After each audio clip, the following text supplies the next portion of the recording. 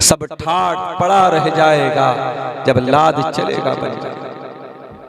आज हराम का पैसा कमाते हो, कल सब छोड़ के कब्र में अकेले जाओ।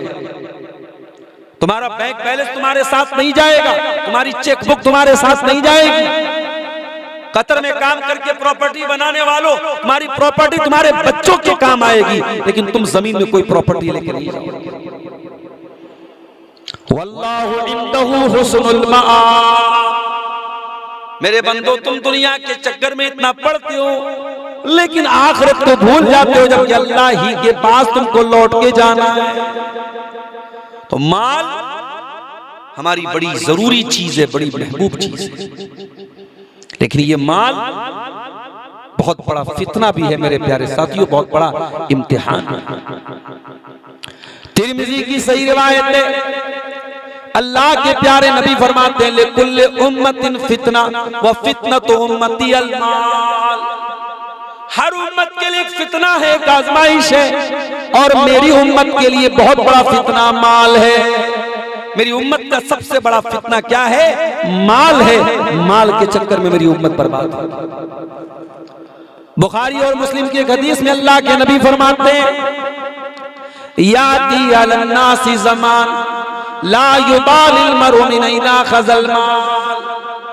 एक ऐसा जमाना भी तुम पर आने वाला है जब इंसान इस बात की परवाह नहीं करेगा पैसा कहां से कमा रहा है, अमिन हलाल अमिन हराम, हलाल तरीके से कमा रहा है या हराम तरीके से कमा रहा है।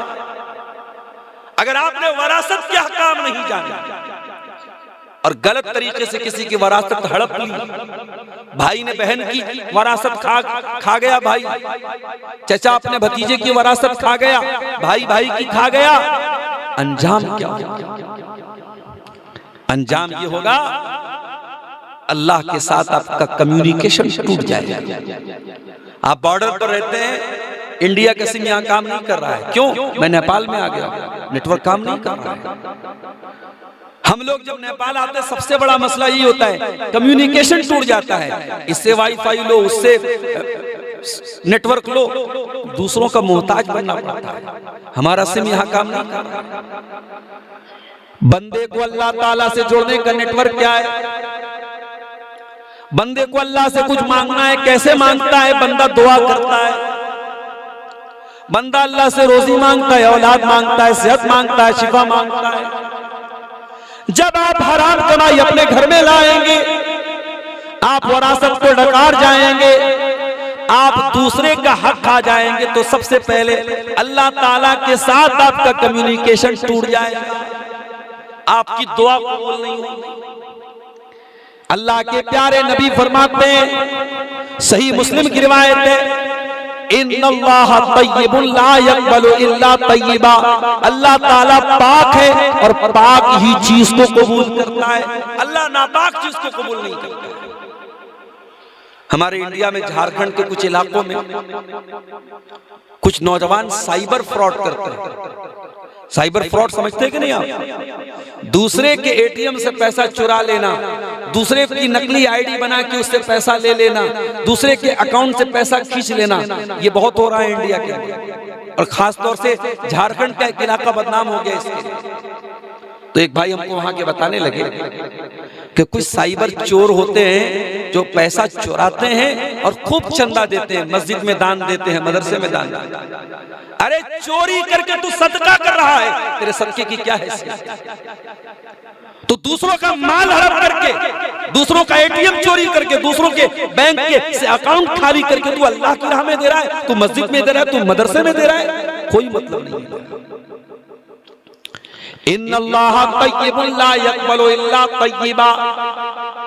अल्लाह ताला पाक है और पाक ही चीज को कबूल करता है, नापाक चीज अल्लाह ताला क्या स्वीकार नहीं की जाएगी, एक्सेप्ट नहीं की जाएगी। उसके बाद अल्लाह के नबी फरमाते हैं, अल्लाह ने कुरान में रसूलों को भी यही हुक्म दिया, या अय्युहर रसूल कुलू मिनत तय्यिबात, ऐ मेरे रसूलों हलाल खाओ। और अल्लाह ने ईमान वालों को भी यही हुक्म दिया, या अय्युहल्लज़ीना आमनू कुलू मिम्मा फिल अर्दि हलालन तय्यिबा, ऐ ईमान वालों हलाल रोजी खाओ। रसूलों को भी हलाल खाने का हुक्म और अपने नेक बंदों को भी अल्लाह ने हलाल खाने का हुक्म। उसके बाद अल्लाह के नबी फरमाते हैं, बहुत गौर से सुनना मेरे प्यारे साथी, अल्लाह के प्यारे नबी फरमाते हैं, एक आदमी लंबा सफर करता है, मुसाफिर की दुआ कबूल होती है। मैं बनारस से आपके बीच में आया हूं, तकरीबन 600 किलोमीटर का सफर तय कर सफर में हूं, सफर में दुआ कबूल करता है अल्लाह। एक आदमी लंबा सफर करके आता है, अशासा अगबरा, उसके कपड़े मैले कुचैले हो जाते हैं, उसके बाल गर्दो गुबार से आलूद हो जाते हैं, बाल बिखर जाते हैं, कपड़े मैले कुचैले हो जाते हैं। यमुद्दु यदैहि, वो अपने हाथों को उठा करके दुआ करता है, या रब्बी ऐ मेरे रब, ऐ मेरे रब, अल्लाह से ऐ मेरे रब कह के दुआ करता है। लंबा सफर करके आया है, कपड़े परागंदा, बाल बिखर गए और अल्लाह से ऐ मेरे रब, ऐ मेरे रब कह के दुआ करता है। लेकिन हालत क्या है, वह मतअमुहु हराम, उसका खाना हराम कमाई का, वह मशरबहु हराम, उसका पानी हराम कमाई का, वह मलबसहु हराम, उसका कपड़ा हराम कमाई का, वह गुज़िया बिल हराम, उसकी परवरिश हराम कमाई की। फअन्ना युस्तजाबु लिज़ालिक, उसकी दुआ कहां से कबूल होगी? अल्लाह, इतनी सारी कबूलियत की चीजें उसके पास है। लंबा सफर करके आया है, मैले कुचैले कपड़े पहने हुए हैं, बाल बिखरे हुए हैं, हाथ उठा के दुआ कर रहा है, ऐ मेरे रब, ऐ मेरे रब कह के दुआ कर रहा है, मगर दुआ कबूल नहीं होगी। और आपकी लैंग्वेज में बोलूं तो दुआ कबूल होवे ना, है ना, दुआ नहीं कबूल होगी। क्यों? उसका खाना हराम कमाई का, उसका पानी हराम कमाई का, उसका कपड़ा हराम। तो मेरे भाइयों, आपको जानना चाहिए आपकी कमाई में कहां हराम की चीज मिल रही है। आपको जानना चाहिए आपके बाप के मरने के बाद बहन का कितना हिस्सा हुआ, आपका कितना हिस्सा हुआ, आपकी माँ का कितना हिस्सा हुआ, आपकी फूफी का कितना हिस्सा हुआ, आपको जानना चाहिए। और अगर आपने जानबूझ करके किसी की चीज हराम तरीके से ले ली तो बहुत बुरा अंजाम होगा मेरे प्यारे साथियों इसका। अगर आपने किसी की जमीन पर नाजायज कब्जा कर लिया, हो सकता है दुनिया में आपकी प्रॉपर्टी बढ़ जाए, हो सकता है लोग कहें ये बड़ा पैसे वाला है, बहुत बड़ा जमींदार है, लेकिन कान खोल करके सुन लो, अल्लाह के प्यारे नबी फरमाते हैं, मन अखज़ शिब्रम मिनल अर्ज़ि, जो एक बालिश्त जमीन किसी की नाजायज ले लेता है। एक बालिश्त समझते हैं इसको क्या बोलते हैं? शेरशाबादी बित्ता बोलते, बित्ता। एक बित्ता जमीन अगर कोई किसी की कब्जा कर ले, एक बित्ता जमीन अगर कोई किसी की नाजायज तरीके से ले ले, तुफ़िक़ मिन सब'i अर्दीन यौमल क़ियामा, क़यामत के दिन 7 जमीनों का तौक उसकी गर्दन में डाला जाएगा। अल्लाह, 7 जमीनों का तौक उसके गले में फंदा बना के डाला जाएगा। सहन कर पाओगे? नहीं कर सकते मेरे साथ। अगर अल्लाह का अजाब सहन नहीं कर सकते तो दुनिया में हराम की कमाई मत खाओ मेरे भाई, और जानो कि कहां हलाल है कहां। आज बड़ी बड़ी तकरीरें हो रही हैं। अभी आपने सुना 10 तारीख को भी एक कॉन्फ्रेंस है, 25 तारीख को कुमियाही में प्रोग्राम है। प्रोग्रामों की कमी नहीं है, तकरीरों की कमी नहीं है, रात रात भर जलसे हो रहे हैं, लेकिन मुसलमान अपनी हालत को सुधारने को तैयार है। हराम कमाई धड़ल्ले से खाई जा रही है। कहीं बाप के मरने के बाद भाई अपनी बहन की जायदाद खा रहा है, कहीं पड़ोसी की जमीन पे नाजायज कब्जा कर रहा है, कहीं चाचा भतीजे के साथ अन्याय कर रहा है। क्यों? अल्लाह के जवाब नहीं देना है। क़यामत के दिन अल्लाह के नबी फरमाते हैं, ला तज़ूलु क़दमा इब्न आदम मिन इंदि रब्बिही यौमल क़ियामा। क़यामत के दिन कोई इंसान अपनी जगह से हिल नहीं पाएगा जब तक 5 सवालों का जवाब न दे। नंबर 1, अन उम्रिही फीमा अफ़ना।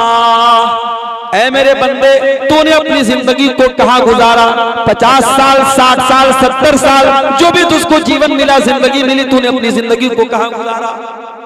दूसरा सवाल, ऐ नौजवानों, ऐ 20 साल के लड़कों, ऐ मेरी 20, 18, 20 साल की बहनों, ऐ जवान लड़कों, ऐ जवान लड़कियों, ऐ अपनी जवानी को लुटाने वालों, ऐ ज़िनाकारी और नशे की लानत में गिरफ्तार होने वाले मेरे भाइयों, ऐ अपनी जवानी को गैर महरम के साथ हराम ताल्लुकात बनाने में बर्बाद करने वाले मेरे नौजवानों, ऐ सोशल मीडिया के जरिए हराम ताल्लुकात बनाने वाले और हराम चक्करों में पड़ करके अपनी जवानी को लुटाने वाले मेरे भाइयों, मेरी बहनों, अल्लाह के नबी फरमाते हैं दूसरा सवाल हर इंसान से जवानी के बारे में, वान शबाबिही फीमा अबला, तूने अपनी जवानी को कहां गुजारा। 18 साल का तू था, उस वक्त तू क्या करता था? 16 साल की तू थी, उस वक्त तू क्या करती थी? किससे बातें करती थी? किसके पास जाती थी? रातों को क्या करता था? दिन को क्या करता था? वान शबाबिही फीमा अबला, ऐ नौजवान, तेरी जवानी का हिसाब अलग से लिया जाए। तीसरा सवाल, वान मालिही मिन ऐन इक्तसबहु, मेरे बंदे तूने माल कहां से कमाया?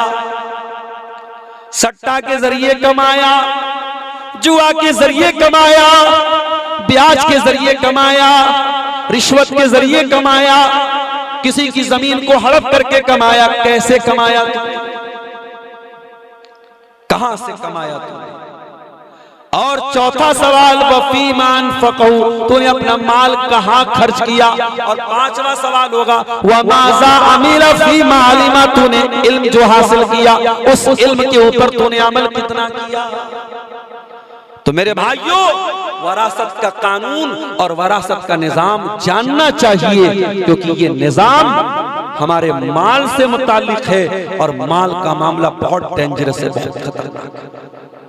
और ये भी याद रखो, अल्लाह ने कुरान में अगर किसी चीज को सबसे डिटेल से बयान किया है तो यही वरासत का मसला है। कलमा पढ़ने के बाद सबसे अहम इबादत नमाज है। कुरान बार बार कहता है क़ीमुस्सलाह, नमाज कायम करो, लेकिन नमाज का तरीका कुरान में कहीं नहीं बताया गया। रुकू का जिक्र किया गया, सजदा का जिक्र किया गया, रुकू में क्या पढ़ना है ये कुरान में नहीं बताया गया, सजदे में क्या पढ़ना है कुरान में नहीं बताया गया। नमाज 5 ही टाइम की पढ़ना है ये भी कुरान में नहीं बताया गया। जोहर में कितनी फर्ज होगी, असर में कितनी होगी, मगरिब में कितनी, इशा में कितनी, फजर में कितनी, कुरान में कहीं नहीं बताया गया। नमाज जैसी इबादत के बारे में कुरान डिटेल से बात नहीं करता। कुरान एक ऑर्डर देता है, एक हुक्म देता है, बस उसके बाद हदीसों में उसकी डिटेल बताई। कुरान कहता है वआतुज़ ज़कात, ज़कात अदा करो। कितना सोना होगा तब ज़कात देना है, कितनी चांदी होगी तब ज़कात देना है, कितना गल्ला और अनाज पैदा होगा उस पर ज़कात देना है। कुरान खामोश है, अल्लाह के प्यारे नबी की हदीसें बताती हैं सोने पर इतनी ज़कात है, चांदी पर इतनी ज़कात है, गल्ले पर इतनी ज़कात है। कुरान डिटेल नहीं बताता, लेकिन एक ही मसला ऐसा है जो कुरान डिटेल बताता है। बाप का कितना है, माँ का कितना है, शौहर का कितना है, बीवी का कितना है, बहनों का कितना है, भाई का कितना है, एक एक का कितना हिस्सा और हक है कुरान का। और सिर्फ 3 आयतों में, सूरह निसा की 11, 12, 13 3 आयतों में अल्लाह ताला ने पूरे कानून वरासत को बयान कर दिया। और आप गौर कीजिए, वरासत का कानून कहां अल्लाह ने बयान किया? सूरह निसा में। निसा के माने औरत। उस जमाने में औरत को कुछ नहीं दिया जाता था। दौरे जाहिलियत में बाप के मरने के बाद बेटी को कुछ नहीं दिया जाता, क्योंकि दौरे जाहिलियत में 2 ही तरीका था। एक था जिसकी लाठी उसकी भैंस, जिसके हाथ में पावर है वो सब हड़प लेता था।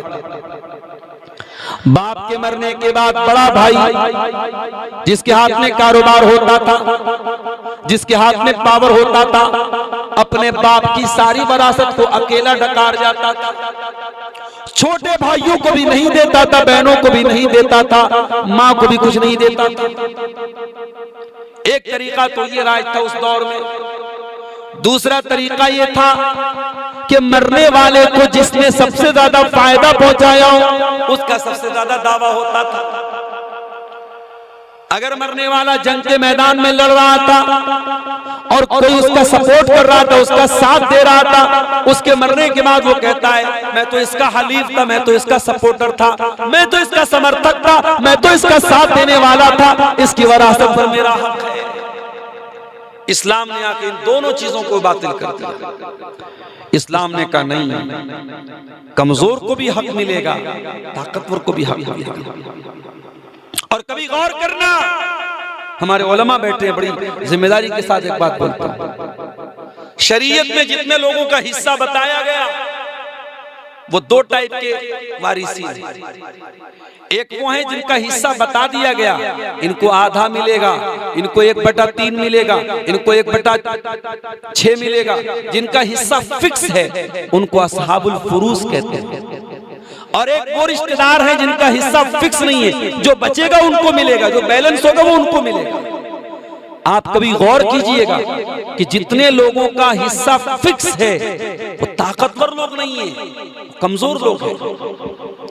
जिनके बारे में ये डर है कि वो ताकतवर है, वो पावरफुल है, वो मैयत का सारा माल अकेले ले सकते हैं, शरीयत ने उनको असबा बनाया है, जो बचेगा वो तुमको मिलेगा। शरीयत ने कमजोरों का हिस्सा मुकर्रर कर दिया। ऐसे मरने वाले की माँ जिंदा है, माँ को कौन पूछता है भाई? मरने वाला मर गया, अगर उसकी माँ जिंदा है, माँ को कौन पूछता है?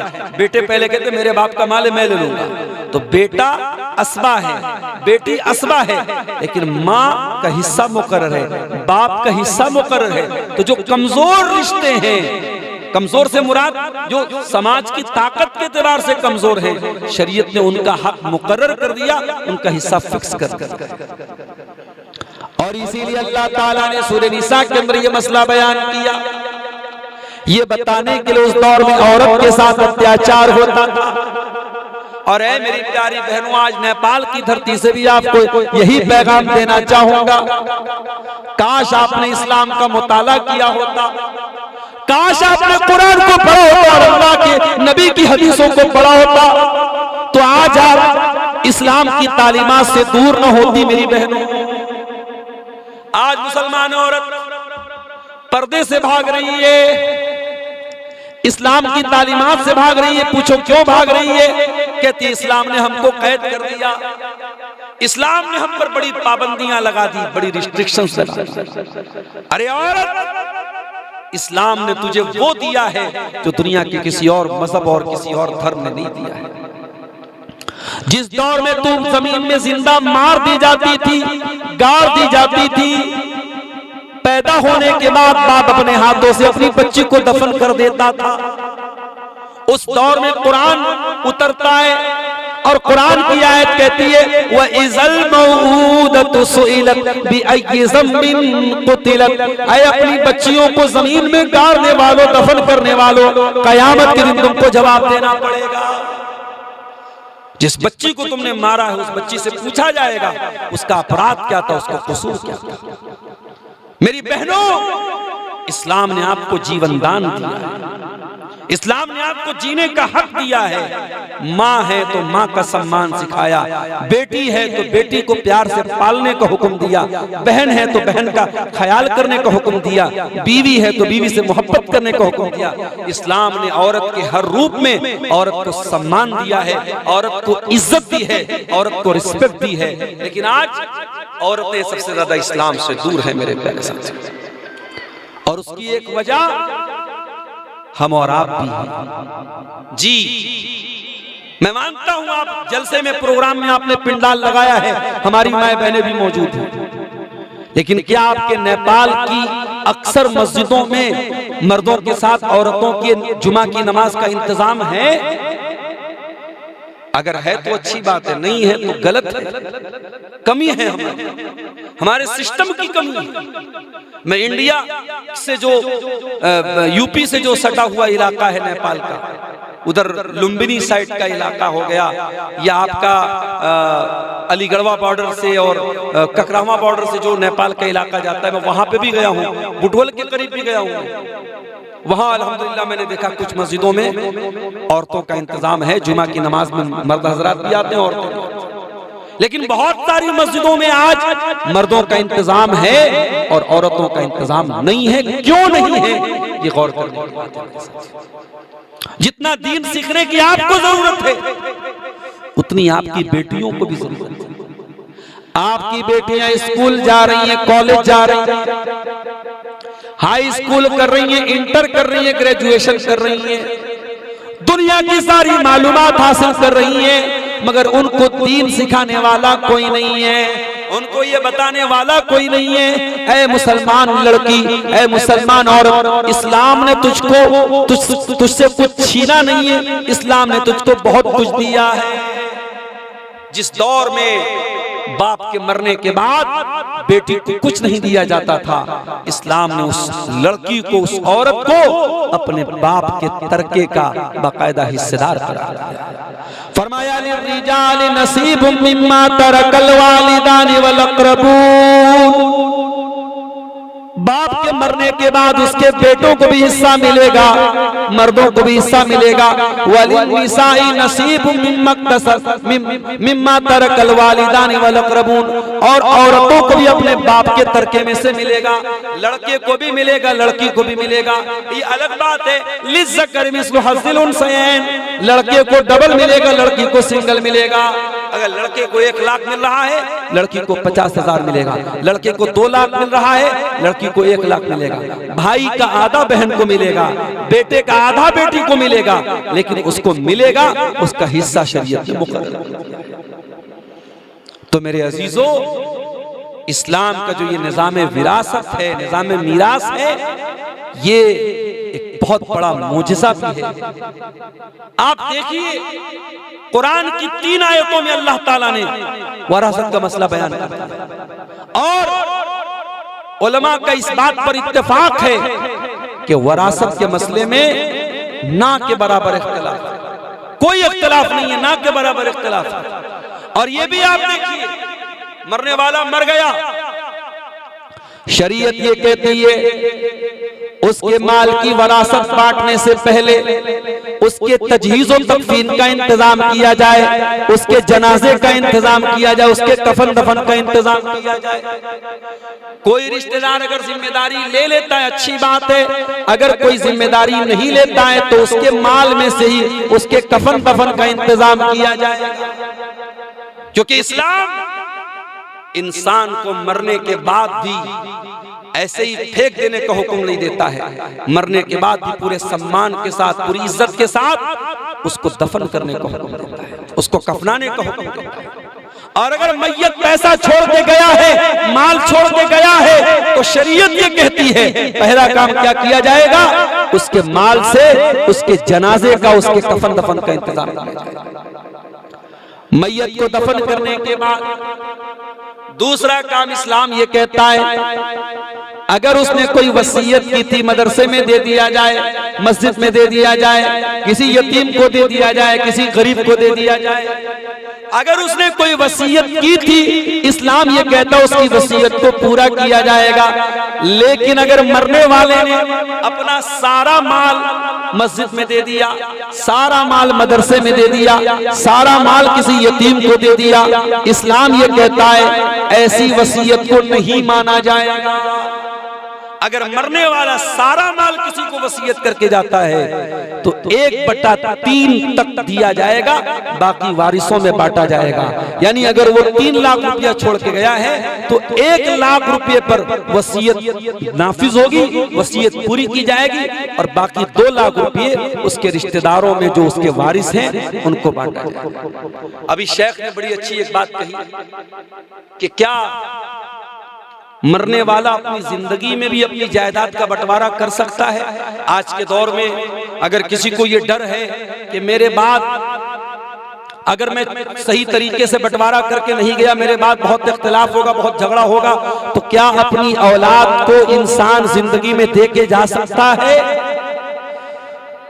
सही बात यह है कि वो दे के जा सकता है, लेकिन बाप अपनी जिंदगी में जो देगा वो वरासत नहीं होगी, वो हिबा माना जाएगा, वो गिफ्ट माना जाएगा। अगर बाप अपनी जमीन जायदाद घर का बंटवारा बच्चों के दरमियान करके जा रहा है तो कुछ उलमा का ये कहना है कि चूंकि वो वरासत नहीं है, वरासत मरने के बाद बांटी जाती है, जिंदगी में दे रहा है तो हिबा है, लिहाजा अगर 4 लड़के और 4 लड़कियां हैं तो 8 हिस्सा लगाएगा, सबको बराबर देगा। वहां लड़की को सिंगल और लड़के को डबल नहीं मिलेगा, सबको बराबर देगा। और कुछ उलमा का कहना है कि नहीं, जब वरासत में लड़की को आधा मिल रहा है लड़के का, तो उसी सिस्टम के साथ वो दे सकता है। बहरहाल ये इख्तिलाफी मसला है, लेकिन जिंदगी में अगर इंसान को ये डर है कि मैं दे के नहीं गया या बता के नहीं गया या वसीयत करके नहीं गया, तो औलाद आपस में झगड़ा करेगी और एक दूसरे के साथ अन्याय करेगी, नाइंसाफी करेगी। तो इस्लाम ये कहता है कि वो जिंदगी में भी अपनी जायदाद को, अपनी वरासत को बांट सकता है, दे सकता है। लेकिन एक बात और याद रखिए, ये जो वरासत का कानून है, ये ऐसा नहीं है कि अमल करो तो भी चलेगा, अमल ना करो तो भी चलेगा। इस पर अमल करना ही है, इसमें चॉइस नहीं है आपकी। आप अपनी मर्जी के मालिक नहीं हैं कि बहन को हमारी मर्जी होगी तो बहन को उसका हिस्सा देंगे, वरना नहीं, आपको देना पड़ेगा। इसलिए कि अल्लाह ताला ने जब वरासत का कानून बयान किया, फरमाया तिल्का हुदूदुल्लाह, ऐ मेरे बंदो, हमने वरासत का जो कानून बनाया है ये अल्लाह की बनाई हुई सरहद है, ये अल्लाह की बनाई हुई बॉर्डर है। इंडिया की बॉर्डर पर उधर के फौजी बैठे हैं, नेपाल की बॉर्डर पर इधर के फौजी बैठे हैं। फौजी क्यों बैठे हैं? ये सीमा पर चौकियां क्यों बनी हैं? ये सरहद पे चौकियां क्यों बनी हैं? ये बॉर्डर की हिफाजत करने के लिए। ये बीएसएफ के जवान क्यों मौजूद हैं? ये बॉर्डर की सेफ्टी के लिए, ताकि कोई इलीगल तरीके से बॉर्डर को क्रॉस न करे, नेपाल वाला इंडिया क्रॉस न करे, इंडिया वाला नेपाल क्रॉस न करे। अल्लाह कुरान में कह रहा है तिल्का हुदूदुल्लाह, ये जो वरासत का कानून बताया गया है ये भी अल्लाह की बनाई हुई बॉर्डर है। इसको इलीगल तरीके से क्रॉस मत करना, इसको तुम क्रॉस करने की कोशिश मत करना। इसका मतलब ये हुआ कि अल्लाह ताला ने आपके माल में जिसका जो हिस्सा बनाया है वो आपको देना ही पड़ेगा। आप अपनी मर्जी के मालिक नहीं है। अगर आपने अपनी मर्जी के मुताबिक किसी का हिस्सा दिया और किसी का नहीं दिया तो आपने अल्लाह ताला की बॉर्डर को इलीगल तरीके से क्रॉस किया है, आपने अल्लाह के कानून का उल्लंघन किया है, आपने अल्लाह की हद को तोड़ा है। और आगे अल्लाह क्या कहता है?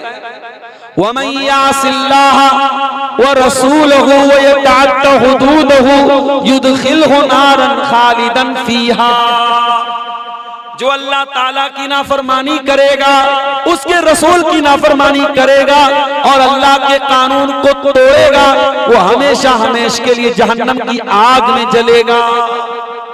कितनी खतरनाक बात है। अगर आपने इस्लामी निज़ाम मीरास के हिसाब से बंटवारा नहीं किया तो आप जहन्नम के हकदार बन जाएंगे, हम और आप जहन्नम के हकदार बन जाएंगे अगर हमने इस वरासत के कानून को तोड़ा है मेरे साथ। अब आइए मैं वो आयतें आपके सामने पढ़ देता हूँ जिन आयतों में अल्लाह ताला ने वरासत का कानून बयान किया है। उन आयतों की थोड़ी सी तशरीह करके हम बात को आगे बढ़ाते हैं। ये सूरह निसा की आयत नंबर 11, 12, 13 तीन आयतें मैं पढ़ रहा हूं, बहुत गौर से सुनिएगा। ये टॉपिक बहुत कम छेड़ा जाता है लेकिन आपने दिया है तो मैं छेड़ रहा हूं, और इसलिए छेड़ रहा हूं, ये रिकॉर्ड भी हो रही है तकरीर, इसको बहुत गौर से सुनिए और समझने की कोशिश कीजिए। यूसीकुमुल्लाहु फी औलादिकुम, अल्लाह ताला तुमको वसीयत कर रहा है तुम्हारी औलाद के बारे में। लिज़्ज़कर मिस्लु हज़्ज़िल उन्सयैन, लड़के को लड़कियों का डबल मिलेगा। 2 लड़कियों के बराबर एक लड़के को मिलेगा, 2 औरतों के बराबर एक मर्द को मिलेगा। अब कुछ लोग कहते हैं साहब इस्लाम तो नाइंसाफी कर रहा है। इस्लाम कभी नाइंसाफी नहीं सिखाता है। मेरे नौजवानों, तुमने उसूल बनाया है प्यार में सब जायज है, जंग में सब जायज है। इस्राइल का बम बरसता है गजा शहर पे छोटे छोटे बच्चों को मारता है, औरतों को मारता है। इस्राइल से पूछो तुम क्यों मारते हो बच्चों को? इस्राइल कहता हम जंग कर रहे हैं, हम जिसको चाहे उसको मार सकते हैं।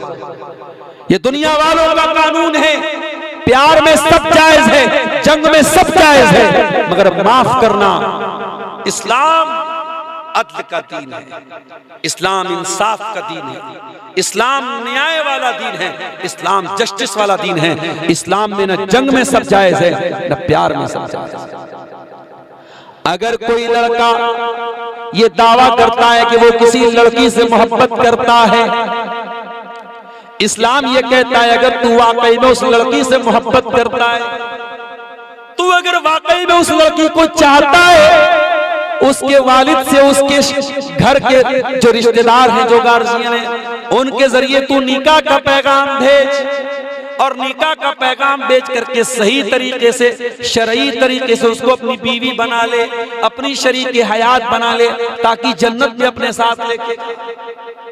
जब तू ज़िना करना चाहता है, तू हराम तरीके से मिलना चाहता है, तू इंस्टाग्राम पर उससे चैटिंग कर रहा है, तू स्नैपचैट पर तू चैटिंग कर रहा है, तू उससे व्हाट्सएप पर बातें कर रहा है, इसका मतलब ये हुआ कि तू उसको जन्नत में अपने साथ लेके जाना नहीं चाहता है, तू जहन्नम में अपने साथ लेके जाना चाहता है। तू ज़िना करके, तू बदकारी करके जहन्नम में अपने साथ लेके जाना चाहता है। इसलिए मेरी बहनों, बड़े प्यार से तुमको ये बात समझा रहा हूं, किसी बहरूपिये के लालच में मत आना, किसी के प्यार और मोहब्बत के झांसे में मत आना, अपने आप को इतना हकीर मत बनाना कि कोई आई लव यू बोल दे और तू उसके पीछे लट्टू हो जाए। नहीं, तू रानी है, और रानी से मिलने के लिए प्रोटोकॉल होता है। नेपाल के अभी तो यहाँ जमहूरियत चल रही है, लेकिन जब राजा और रानी का दौर था तो एक प्रोटोकॉल था। राजा से सब लोग नहीं मिल सकते थे। राजा से मिलने के लिए राजा के पीए से मिलना पड़ता था, उसके सेक्रेटरी से मिलना पड़ता था। रानी से समय लेना है तो रानी की जो सेक्रेटरी होती थी उससे मिलना पड़ता है। ऐ मुसलमान लड़कियों, तुम्हें अल्लाह ने रानी बनाया है, तुम अपने आप को नौकरानी न बनाना, तुम रानी बन के रहना।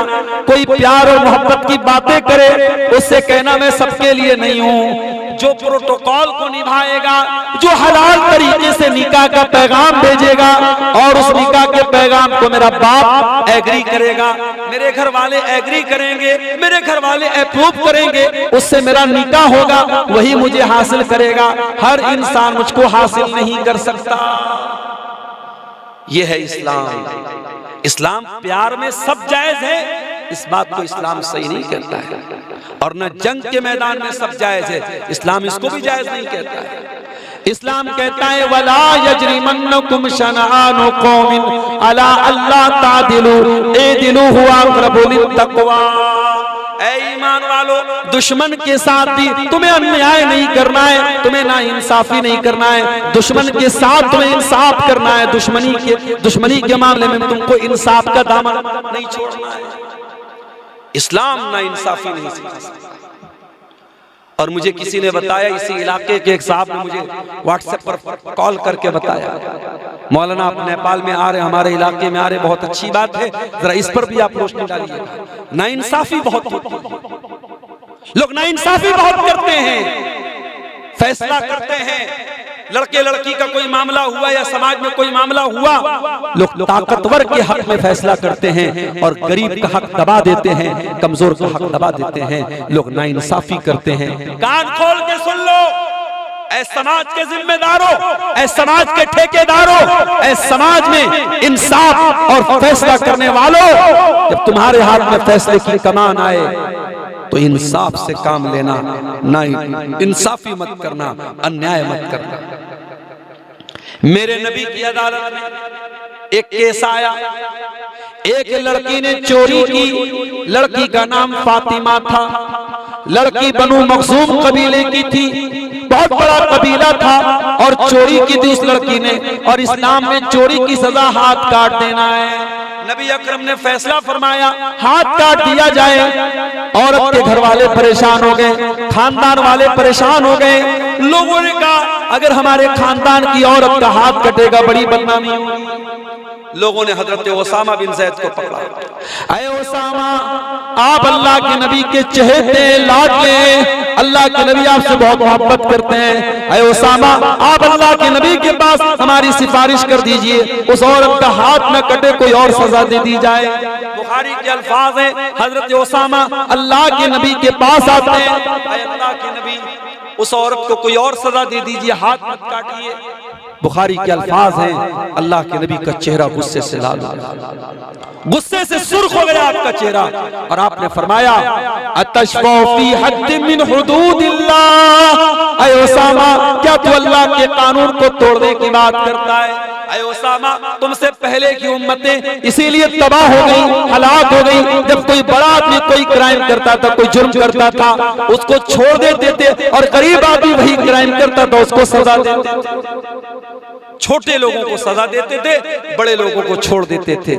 ऐ उसामा, व अय्मुल्लाही, अल्लाह की कसम, लौ अन्ना फातिमा बिन्त मुहम्मदिन सरकत लक़तातु यदहा, अगर ये तो कबीले बनु मखज़ूम की फातिमा थी, अगर मेरी बेटी फातिमा भी चोरी करती तो मैं उसके भी हाथ काटने की सजा देता। इस्लाम न्याय का दीन है, इस्लाम इंसाफ का दीन है। अगर अल्लाह कुरान में कह रहा है लड़की का डबल लड़के को मिलेगा, तो ये इंसाफ की बात है, ये अदल की बात है। क्यों? क्योंकि लड़की को कमाना नहीं है। लड़की अगर बहन है, भाई कमा के लाएगा। लड़की अगर बीवी है, शौहर कमा के लाएगा। औरत अगर माँ है, बेटा कमा के लाएगा।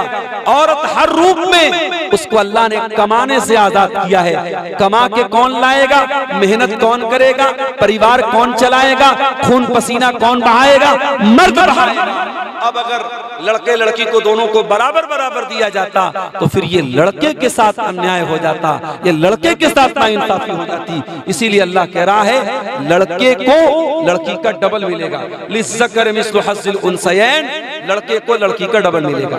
उसके बाद फरमाया फ़इन कुन्ना निसाअन फ़ौक़ स्नतैन, मरने वाला अगर लड़कियों को छोड़ के गया है और 2 से ज्यादा लड़कियां हैं, फलहुन्ना सुलुसा मा तरक, 2 से ज्यादा लड़कियां हैं, 3 लड़कियां हैं, 4 लड़कियां हैं, 5 लड़कियां हैं, तो उनको मरने वाले के माल में 2/3 मिल जाएगा।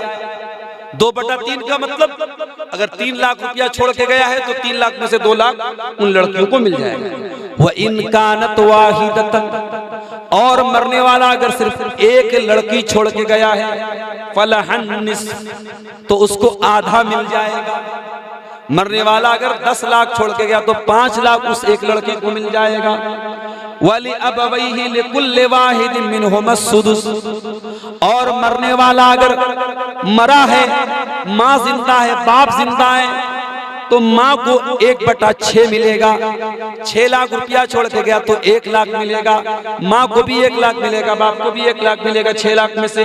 इन कान लहू वलद, अगर मरने वाला माँ बाप को भी छोड़ के गया और बच्चों को भी छोड़ के गया, फ़इन लम यकुल लहू वलद, और अगर मरने वाले की कोई औलाद नहीं है, वह वरिसहु अबवा, और माँ बाप उसके वारिस बन रहे हैं, फले उम्मिही सुलुस, तो माँ को 1/3 मिल जाएगा।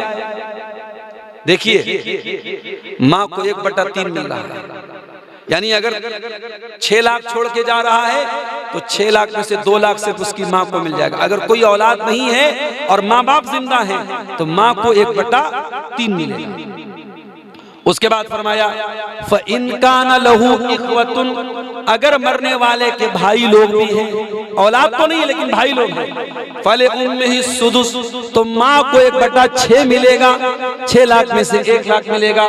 मिन बाद वसीयति यूसी बिहा औ दईन, लेकिन ये जो हिस्सा मिलेगा, ये वसीयत को पूरा करने के बाद और कर्ज अदा करने के बाद। अगर मैयत के जिम्मे कुछ कर्ज था, पहले कर्ज अदा किया जाएगा, वसीयत अदा की जाएगी, उसके बाद उसकी वरासत को बांटा जाएगा। उसके बाद अल्लाह ने एक बड़ी प्यारी बात इरशाद फरमाई, फरमाया आबाउकुम व अबनाउकुम ला तदरून अय्युहुम अक़रबु लकुम नफ़ा, तुम्हारे बाप और तुम्हारी औलाद में से किससे तुमको ज्यादा फायदा मिल रहा है तुम नहीं जानते। हमारे यहाँ क्या है, जिस इंसान ने मरने वाले को ज्यादा फायदा पहुंचाया है, वो ज्यादा हिस्सा मांगता है। बड़ा बेटा कहता है मैंने बाप की ज्यादा मदद किया है, ज्यादा काम किया है, लिहाजा मुझे ज्यादा मिलना चाहिए।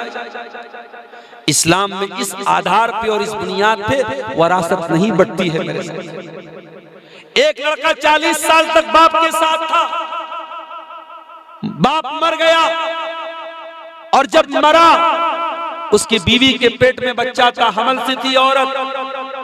बाप के मरने के बाद बच्चा पैदा हुआ, बच्चे ने बाप की शक्ल भी नहीं देखी, लेकिन जब बाप की वरासत बांटी जाएगी, 40 साल तक जिस लड़के ने बाप के साथ काम किया था उतना हिस्सा, जितना हिस्सा उस 40 साल के बेटे को मिलेगा, अभी जो बच्चा पैदा हुआ है, जो न्यू बॉर्न बेबी है, जिसने अपने बाप की शक्ल तक नहीं देखी, उसको भी उतना ही हिस्सा मिलेगा। आपकी लॉजिक यहां नहीं चलेगी। आप ये लॉजिक यहां नहीं चला सकते कि हमने बाप को ज्यादा दिया था तो हमें ज्यादा मिलेगा। हाँ, बाप की जिंदगी में अगर आपने अपने लिए कुछ बनाया अपनी मेहनत से, वो आपका अपना माल है, लेकिन बाप का जो माल है, बाप की जो जमीन है, जो